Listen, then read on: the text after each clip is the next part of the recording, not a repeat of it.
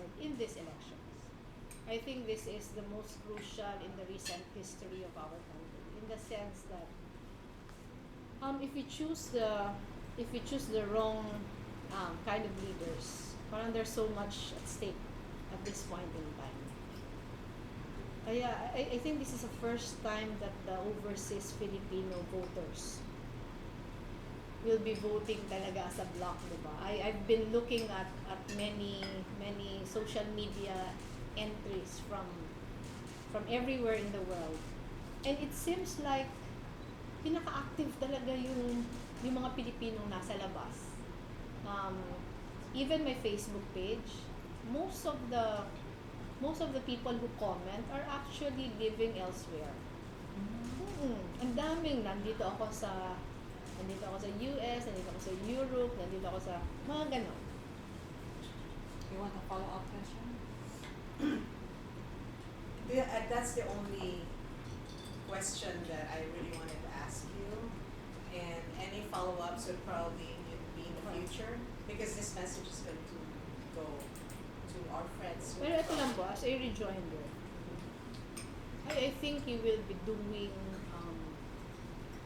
everyone working overseas a very big favor if parang we exert a lot of effort in making all of you realize how important your voices will be in this election. There is one question, I'm sorry. This is regarding the Federation of Philippine American Chambers of Commerce. We have at least 2 trade missions coming in this year. So my question would be, if you are elected and you do have a voice, how will you make it easier for us outside to invest in the Philippines? And I know it's a generic question, but you can just answer like just one tiny, My answer would be based on what I know are the difficulties being encountered by both Filipino and non-Filipino investors who come over. Yung pinaka-problema po talaga nila, bureaucratic red tape. Kaya it would be to the best interest of every one of you if we are able to streamline everything. That will make it very easy for you to engage. I was in Sydney a couple of months ago, and I also met with Filipino-Australian investors.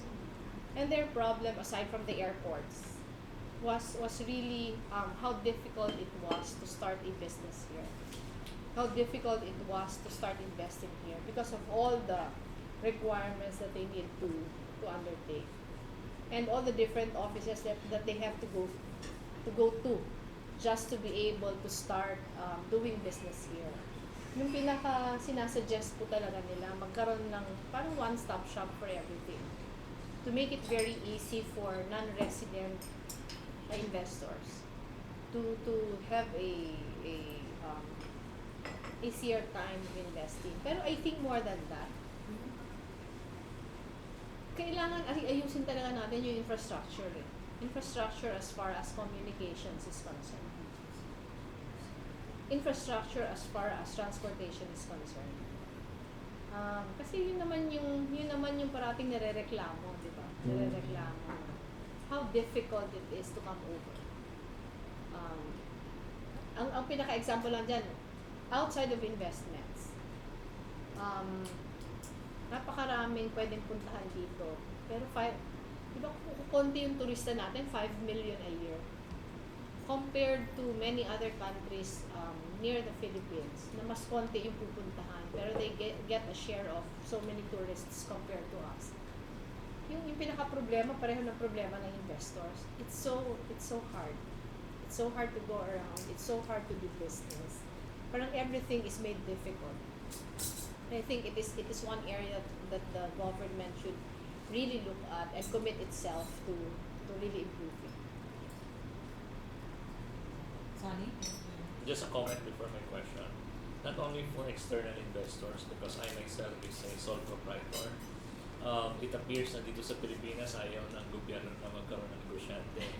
Kasi sa hirap ng sa requirements plus the tax. Okay.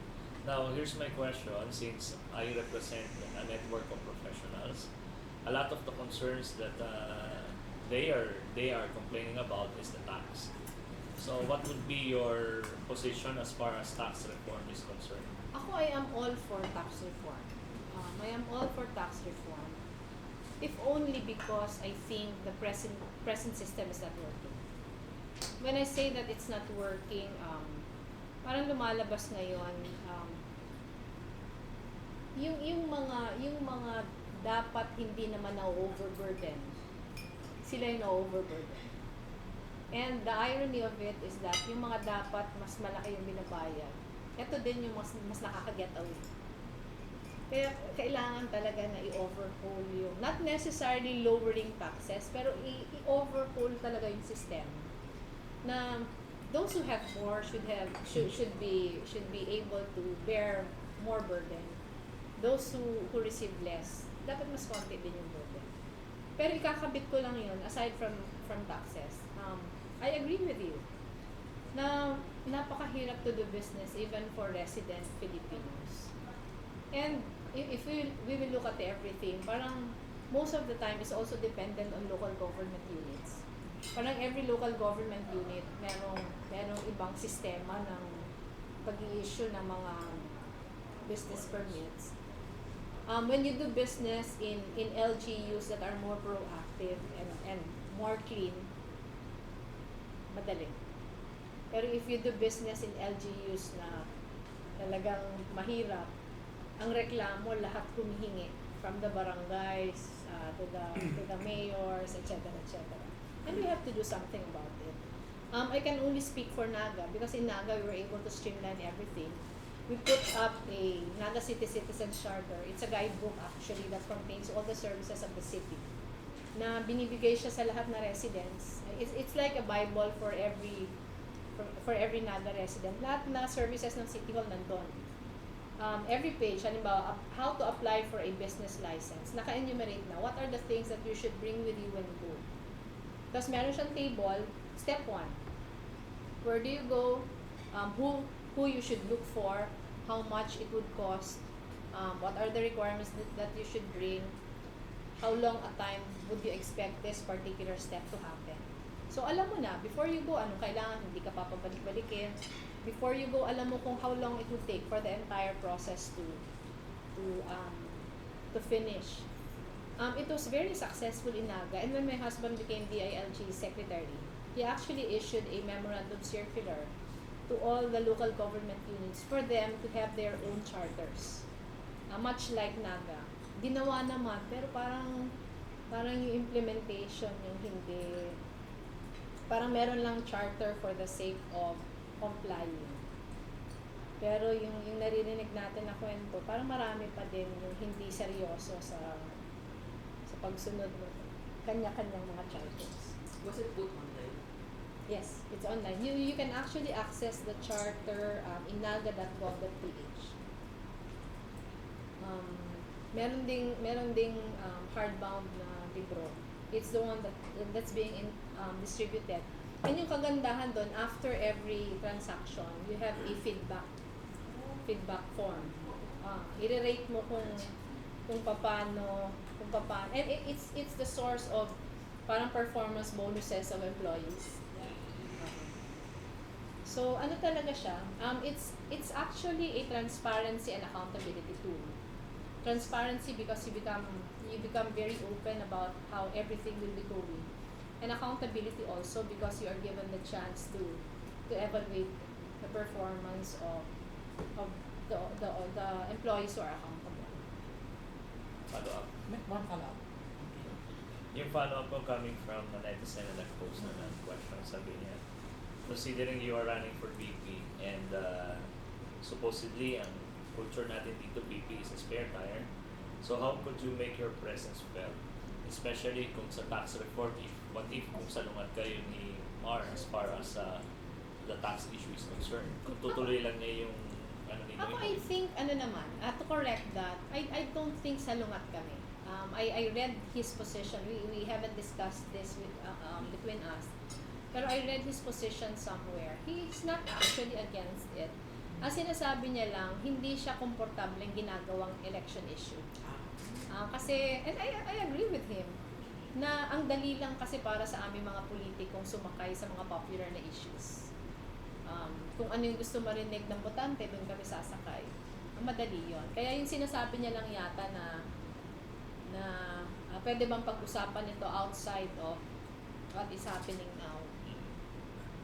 Yung sa akin naman, if I win, I intend to redefine the position. Kasi for a very long time, parang very traditional, spare tire, partner of the president, given a cabinet portfolio. Pero the possibilities of the office is endless. Yung sa akin, I've been an NGO worker for so long. One of the considerations why I accepted this position is a conversation I had with my former colleagues. Yung kinukumbinsin nila ako to accept the challenge, ang sabi nila, nai-imagine mo ba when we were ordinary NGO workers and whatever we did for the sectors we have been representing, parang we were always facing a blank wall. No, parang so very very few people actually listen to the voices of our sectors. Pag binigyan kang ganitong pagkakataon, it is this one chance na yung matagal nang walang nakikinig, yung matagal nang sumisigaw na hindi naaasikaso yung kanilang mga hinaing. Ito na yung pagkakataon. So, papalampasin mo ba ito? And I think, pag binigyan ako ng pagkakataon, parang it is really what excites me. Na maraming mga advocacies na I have been carrying because of my life's work.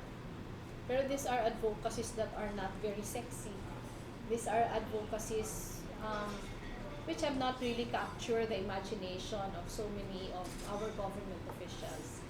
Parang ito yung pagkakataon I'm also big on rural development. This is also one. Sabi ko, pag ako naging vice president, hindi ako mag-uopisina dyan sa Coconut Palace. I think it's very ostentatious. Mag-uopisina ako sa mga probinsya na nangangailangan ng... Kasi it's their only chance na mapansin. Imagine, yung vice president, ang taas kayang posisyon yun. Na saka pag pinupuntahan mo, may automatic na attention na binibigay. So, pag pinush mo yung ganitong advocacy, yung matagal nang hindi mo napapansin, hindi lang na mga sektor, pero mga lugar, na matreat naman sana sila ng kapareho ng ibang lugar. Hindi alam. Paano, pupunta ka sa bawat probinsya? Ako pwede kang... Mag-opisina ka ng mga ilang araw. Mga ilang araw na nandun ka. First hand, makikita mo yung problema ng lugar. First hand, ikaw yung makikinig kung ano pinagdadaanan ng mga tao. I did that in my own district. And I was able to solve that. And I can do that all over the country. Ang daming mga lugar. Ngayon na umiikot kami, parang I'm just so sorry that I can't stay long.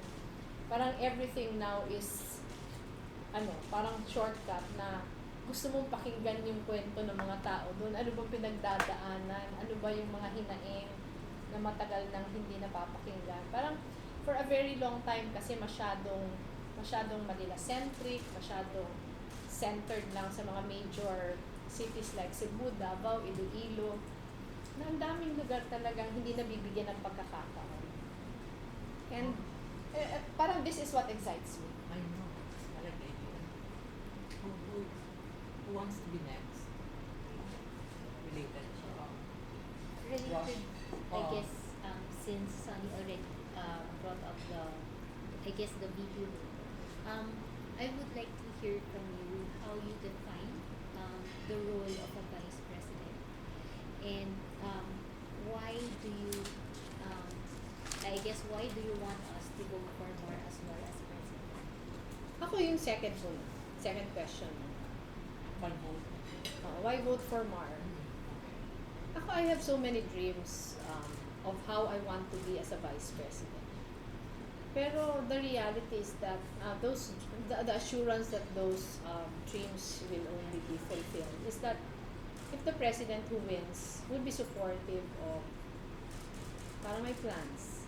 And the only presidential candidate who I am sure will be supportive of what I want to do will be my own president. That is aside from the fact that I think of all of them, he's really the most qualified. Yun yung first. Ayun yung second. Pero yung first, how do you define and the role? yung sa akin kasi constitutionally, yung vice president should really be there to support the president. When he says support, he should be ready to take on any responsibility that the president may assign to him, diba? Or her. Pero when I say that I intend to redefine the role, parang I want the vice presidency to be more inspirational. Yung what I was saying before na there are so many advocacies out there na you can bring to the fore. When I say inspirational, parang you have to catch the imagination of the constituency to support your advocacies. Parang yung vice presidency kasi parang masyadong marginalized din yung tingin sa Roma. Having said that, I think I have said this many times in the recent past already. I don't think it would be beneficial for the country if the vice president intends to run for president in the next elections. Kasi parang nasasayang yung possibilities ng office. Halimbawa ako, if I win, tapos yung plano ko na kaagad kakandidato ako magpangulo sa susunod na election, everything that I do will be towards the attainment of that dream. So you will not run? If you win? No. I can even write anything. People have done that. No, Arroyo no. even said, I will not run, but she did after 3 weeks. So you will not run? Hindi yung sinasabi ko, ako kung manalo ako, hindi. Kasi parang nasasayang yung pwede mong gawin as a vice president. If you will run some other time, pero not the immediately proceeding election. But you will still run for, let's say, back to Congress or as a senator? Cannot say. I've said so many times in the past that I won't, but I did. Pero yung vice presidency, it is something that is very certain. Na if I win, kung pwede lang gawing batas yun eh. Na yung, kasi parang kaya siya nagiging spare tire. Kasi yung ginagawa niya talaga towards, pag nag-a-ambition na. Pag nag-a-ambition na talagang whatever you do, parati nang iniisip mo yung susunod na election. So the role you envision as a VP is subscribed to by Ross as well? Yes, I told him that. What I was, discussed that with him. what was his reaction? Sabi niya, he knows naman my life's work. He knows where I'm coming from. He knows what I want. Kaya hindi naman siya nagulat.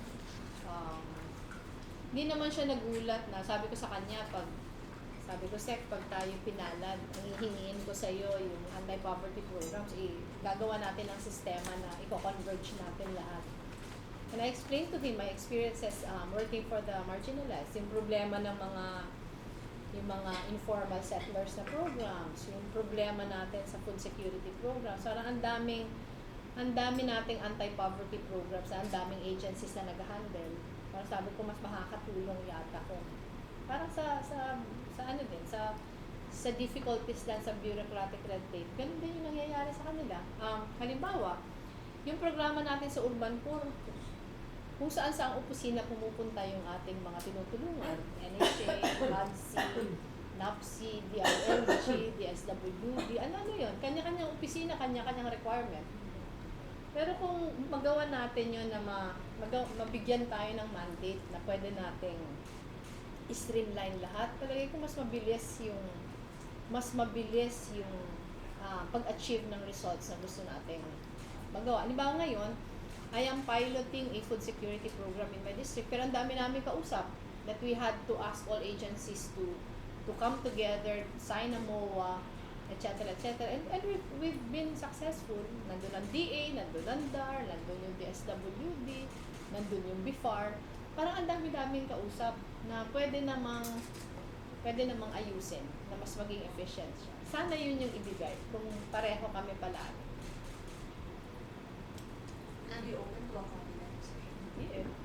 Pero syempre, it all depends on the president. Pero if I would have my way, I'd rather not.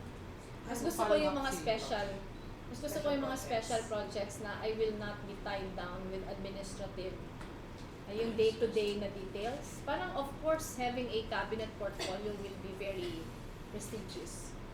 Pero, ano kasi, you will be tied down with the daily, parati ka nasa meeting, parati ka, pero pag tinututukan mo lang yung resulta ng mga programang gusto mo, palagi ko mas effective yun.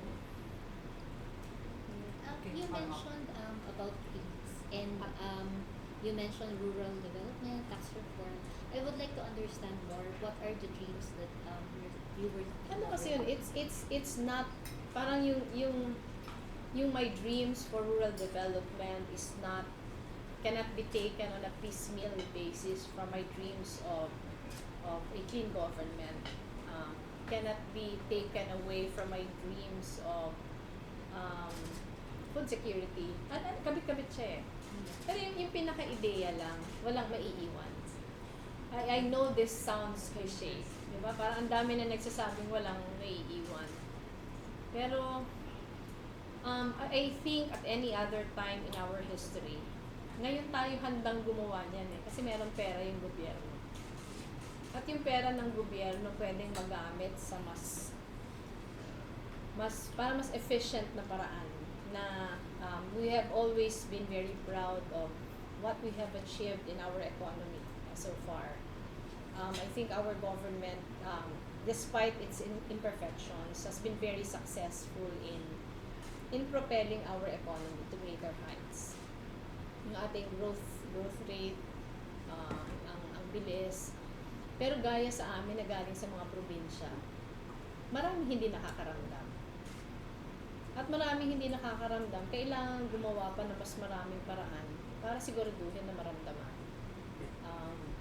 Mas maging bold sa pag-isip ng mga programa, mabibigyan talaga ng direktang intervention yung lahat. Pagpapalakas ng local government units, na palagay ko malaking pagkakataon ng bawat lugar na umasenso pag ang kanyang local government unit talaga nagtatrabaho. Yung experience ko dyan sa aking distrito, my district is 8 LGUs. Very small ang land area, yung magkakatabi lang lahat. Pero yung Naga City is like an anomaly. Halimbawa yung malnutrition rate. Outside Naga, it's about 20%. Ang Naga is 3%. Ang poverty incidence, outside Naga, it's more than 40%. Yung Naga, less than 20%. So, ano yung mga gustong sabihin nito? Considering na magkakatabi lang naman yung lugar, governance. So, talagang yung dreams natin, hindi siya pwedeng i-compartmentalize. Yung dream mo sa rural development, it is dependent on so many other facets. Good governance, strengthening of local government units, yung capability building of everyone. Pero I think too, siguro to sum it all up, it's really the kind of governance. I'm pushing for a more inclusive and participatory style of governance, like what we did in Naga. Para yung traditional model kasi ng governance, the constituency are considered as beneficiaries. So that's traditional. Pero when government considers parang treats the constituency as mere beneficiaries, parang yung tao walang feeling nakakalahok siya sa gobyerno. Pero in Naga, when we pushed for a more inclusive and participatory style of governance, people were no longer treated as beneficiaries. They were considered as partners in development. They were considered as stakeholders. They were considered part of government. From planning to implementation to monitoring to evaluation to everything, they are part of it. So yung tao, ang pakiramdam niya hindi siya outsider. Yung pakiramdam niya kalahok siya. So he has a stake in all the successes and failures of government. We were able to do that in Naga. And from a very critical constituency, yung mindset nag-change, naging very collaborative. And I think this is the key to development. When people are heard, when people are given a seat at the table, halimbawa yung informal settlers, inumpisahan ng asawa ko, yung informal settlers na sila yung magdidesisyon kung anong gusto nilang mangyari sa kanila. Ang tawag nito, people's plans. Yung mga taong binigyan ng pagkakataon na sila yung magdesisyon became less demanding. They became more reasonable, more pragmatic, and they were able to rise above themselves. Ngayon may mga developments na based on people's plans, tinulungan lang ng gobyerno pero sila yung kalahok, maayos na yung mga buhay. Pero yung mga informal settlers na kino-consider na beneficiaries lamang, hanggang ngayon nandun pa din kung nasaan sila dati. So ito yung pinupush natin na yung good governance is not just transparency, good governance is not just accountability, but good governance is more people empowerment. When you allow people to be part of government, they actually feel that they are government. So ito yung palagay ko, ito yung magsa-sum up ng lahat ng dreams. Na pag nagpalit yung mindset, palagay natin parang anong pangalan niyo ma'am? Vlog watch. One one kayo. One vote. Parang One. Parang pag De la Cruz. Juan, akala ko Juan na Juan. Hindi. Kasi pag Juan, parang ano din to, pag na-impose natin tong klase ng governance, parang magiging One Philippines style. In fact, our theme is I vote, I watch. We just don't end on election day.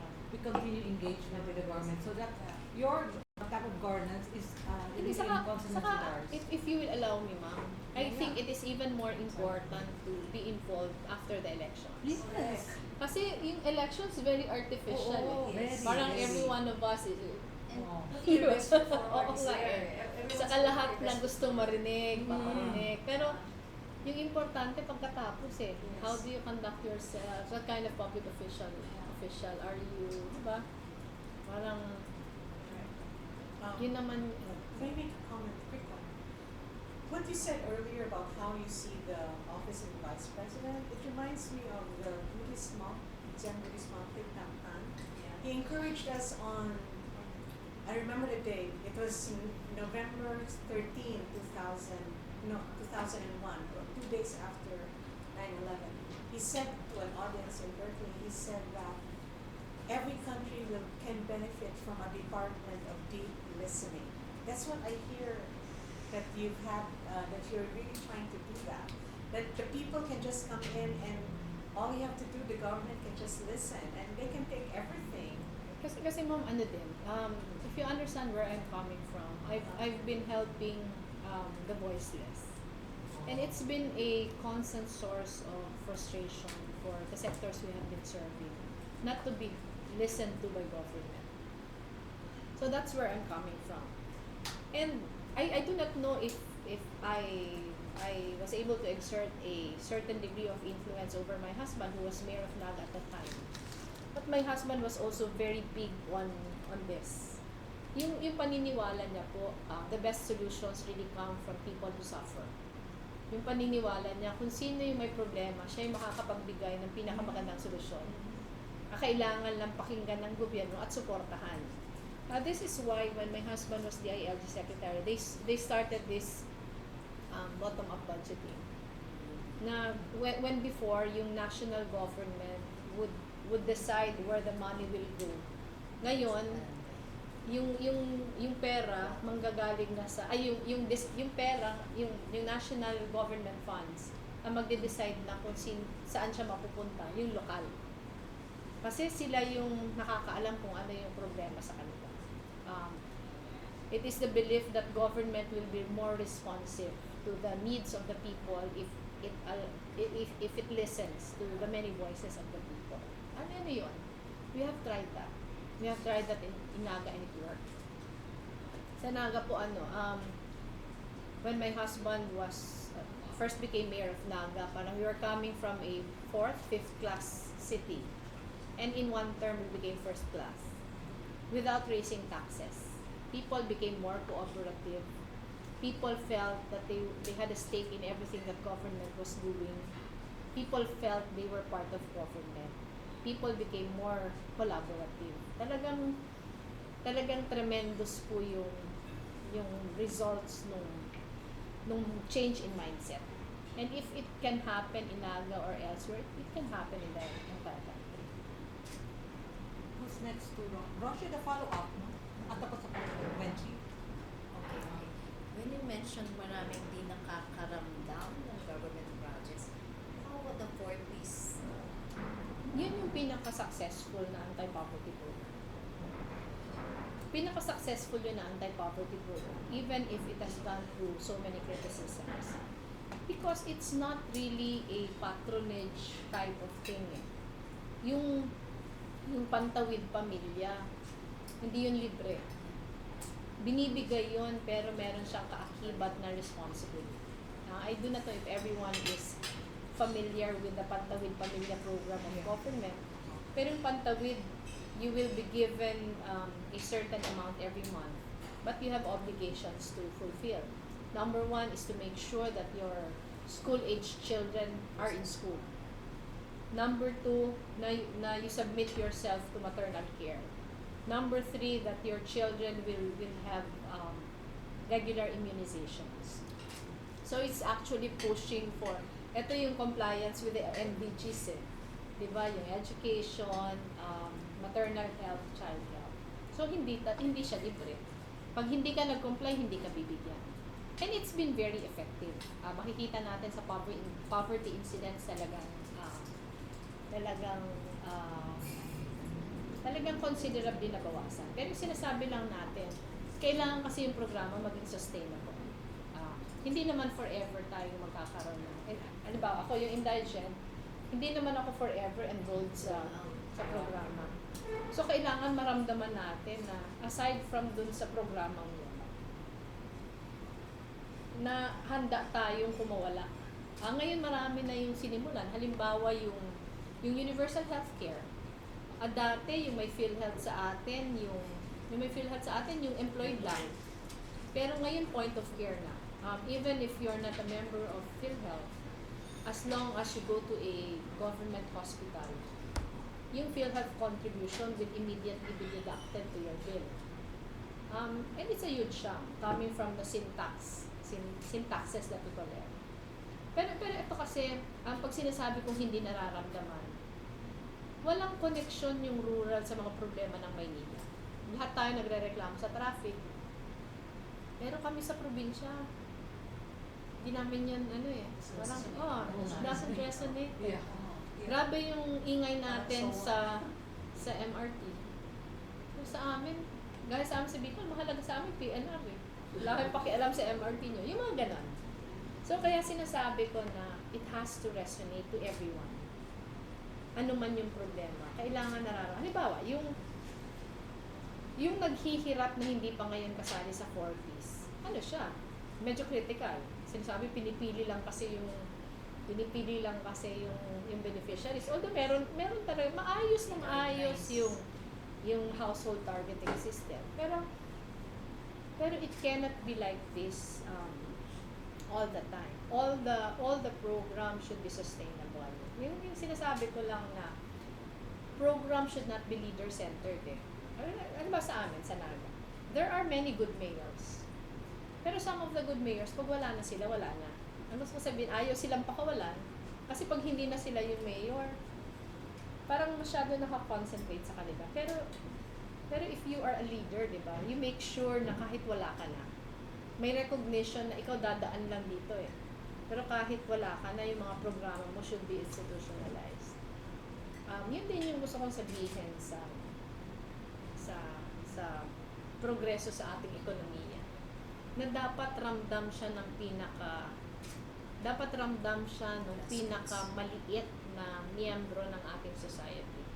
Whether enrolled siya sa present na anti-poverty programs o hindi. Follow up again. Okay. Regarding 4Ps. In case Mardin will, stop by yung 4Ps. I hope not. I'm author Although it's actually. already in the 2016 budget. I hope not. But there's a danger that if the next president does not agree on the program, he can always do away with it. But I'm author of a law institutionalizing it. it has already been, it has gone through first reading, it has been referred to the committee already, but it has yet to be, discussed for second and third reading.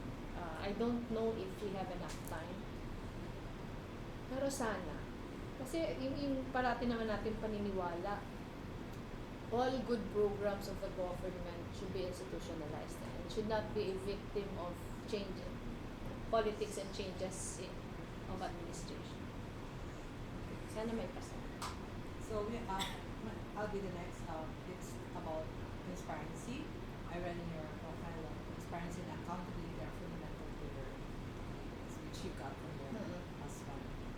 And in line with this, I'm going to mention some questions from Twitter. May Paner, wanna change, is asking, will you allow us to follow the money in your campaign spending? Yes. And then follow up to that is, how much have you spent so far? And are you willing to disclose? It's under the law naman that we should disclose. Yes, but that's only during the campaign period that you're allowed. But I'm talking about before the Pero campaign period. that's the difficulty of our election laws, and I think that has to change. If you look at our election laws, parang COMELEC can only regulate not only the expenses but all the things that you do during the official campaign period, and I don't think that should be the case. I believe that once we file our certificates of candidacy, we're already candidates.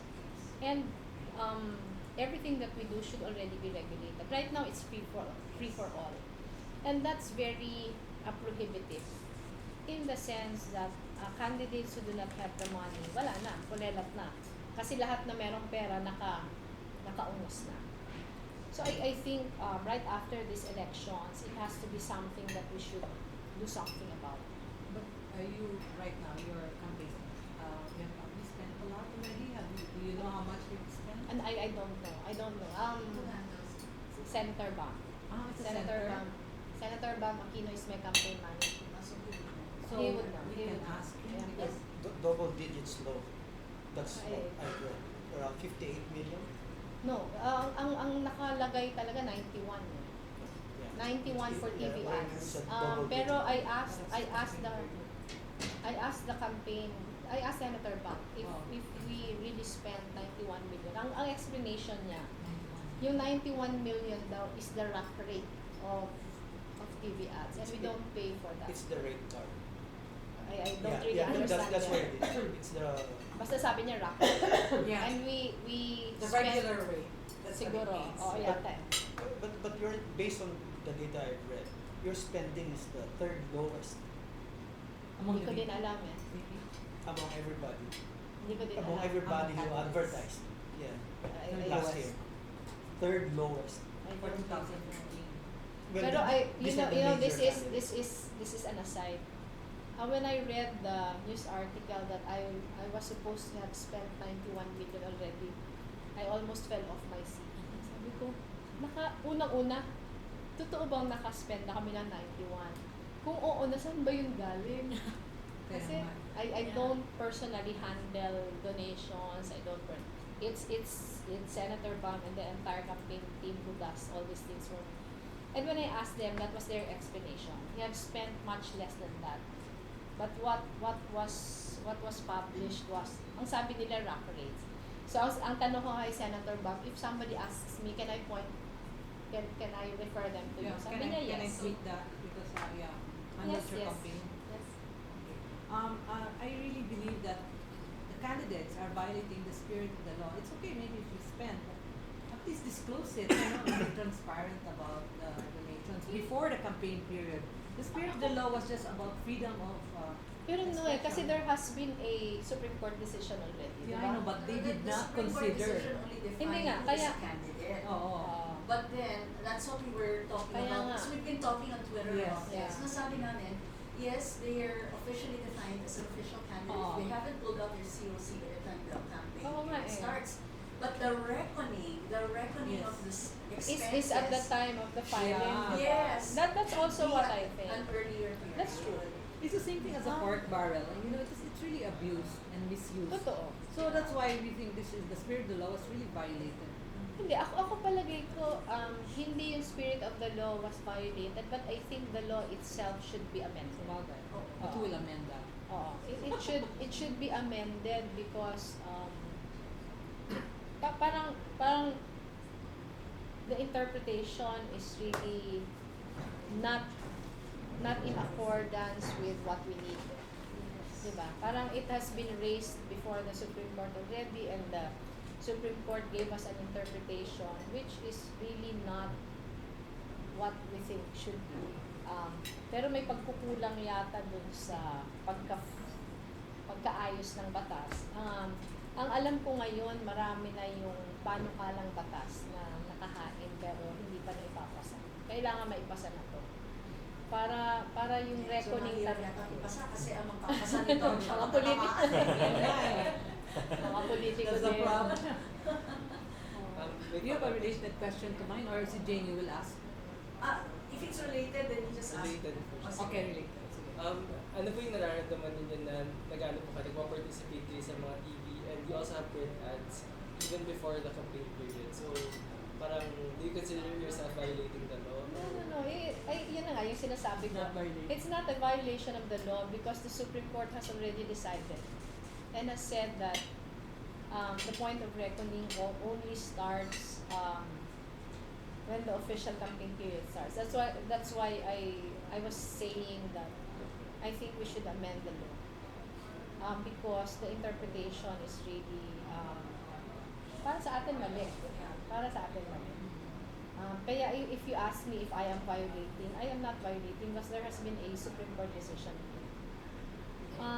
Pero do I think it's the right thing? Sa tingin ko nga hindi. Kasi yung problema nito, parang inaalisan ng opportunity yung mga kandidatong walang pambayad ng fair game. Yes. Kung wala akong gaya sa amin, yung aking TV ads lumalabas pag meron pumapasok na pera. Wala naman akong sarili. So, dependent sa donations. And, ang reality, TV ad, yun yung, if you will base it on the Pulse Asia surveys and SWS surveys, siya yung pinaka-effective. 66% ang effectivity niya. Compared to radio ads na parang 23%. So every 66. Parang it changed na eh. Kasi before, it was really radio eh. Ngayon, 22% na lang yung radio, yung print mas mababa, yung mga collaterals, yung mga materials mas mababa. So everyone is really spending for TV ads because it's the most effective thing. Ang problema lang, very, very prohibitive talaga yung costs. You're next. Okay. Actually, nakuha na yung tanong ko. So, mag-iiba na lang ako ng tanong. It has to do with transparency and being accountable and all that. We have personally experienced in Blog Watch that we're very much into citizen engagement. That is why we are here. And much as other people sort of have labeled us as political bloggers, we're not. I believe you. Yeah, so we're really just citizens who are advocating for change. Problema minsan sa ganun, advocating is that sometimes you praise a certain person And you're accused of.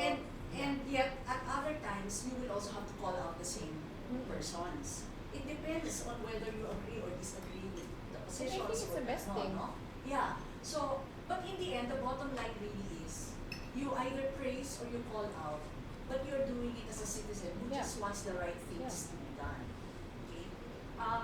So that being said, what is your own plan in terms of continuing to listen? Kasi we have seen politicians who, after having come into office, have backed away from engaging people like us on social media and have stopped listening. So I just wanted to know, because right now a lot of you have social media accounts, and yet we see that some of them are social media accounts for campaign purposes. But for us, that's not the important thing. The important thing is who will continue listening to us. Pag Yung nasa sa akin, poder ano na. lang, sa akin, I'll answer you by giving examples. I'm author of three example ko lang tatlo. 3 transparency measures. Yung isa doon, yun pa lang yung naipapasa into law. And it's tax incentive, transparency and management law. Ito, yung pinaka-essence ito, government is giving away too many tax incentives. But we do not really know how much those incentives are and if they are coming back to us in terms of income. During the committee hearings, nagtuturuan yung mga agencies. So this has really become very important para malaman natin yung nawawala ba sa ating pera bumabalik in some other form. Yun na ipasa na yun. Hindi, TIMCA siya. TIMCA, Tax Incentive Management Transparency Act. Yung pangalawa, yung FOI. The version I authored is actually the version which came out of the committee. There were 24 FOI versions in the House, 36 authors. But my version, and this is what will be coming out of the committee, is very different from the version which was approved in the Senate. Kasi the Senate version